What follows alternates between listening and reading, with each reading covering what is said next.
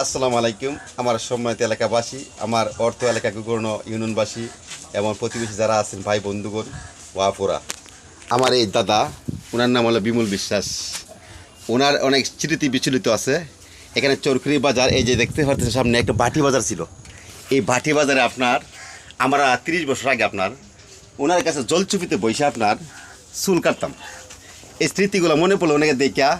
উনি তো এখনও বাঁচিয়ে আছে, আমি জানতাম না। ওনাকে দেখে আমার জানটা খরচ দিয়ে উঠলো, পড়ানো দিলে উঠলো যে ওনাকে দেখে যে এখন দেখতে পারলাম। ওনার কাছে আমরা ছোটোবেলা 30 বছর আগে চুল কাটছে জলচুপিত বৈশা। এই বাটি বাজার স্মৃতিটা ওনাকে দেখে আমি ধরে তুলছি। তো আপনারা সকলে ওনাকে দেখেন, উনি আপনার কাছে দোয়া চাইতেছেন। ওনার নাম হলো বিমল বিশ্বাস। বিমল বিশ্বাস, হ্যাঁ দাদা কিছু বলবেন? হ্যাঁ দাদা কিছু বলতে পারতেছে না, উনি আসলে অসুস্থ মানুষ, বয়স হয়ে গেছেন গা। উনি আপনার বাটি বাজারে দীর্ঘদিন কাজ করছেন। দীর্ঘদিন কাজ করার পরে এখনও উনি কাজ করতেছেন। উনি অবহেলিত। ওনার দোকানের অবস্থাটা দেখেন, ওনার পরিস্থিতি দেখেন দোকানের। উনি এত পুরান মানুষ, এত বছর আগে কাজ করতো। এত বছর আগে বাটি বাজারের স্মৃতিগুলো ওনার কাছে আমরা কাজ করছি। তো ভালো লাগতো, বট গাছ তো লাগতো, বট গাছ ছিল। আর কয়েকজন কাজ করতো, একজন মুরব্বী লোক সেমাই বিক্রি করতো, আর মানুষের হাঁটিয়া হাঁটিয়া ফুলুরিন বিক্রি করতো। খুব ভালো লাগতো স্মৃতিগুলা।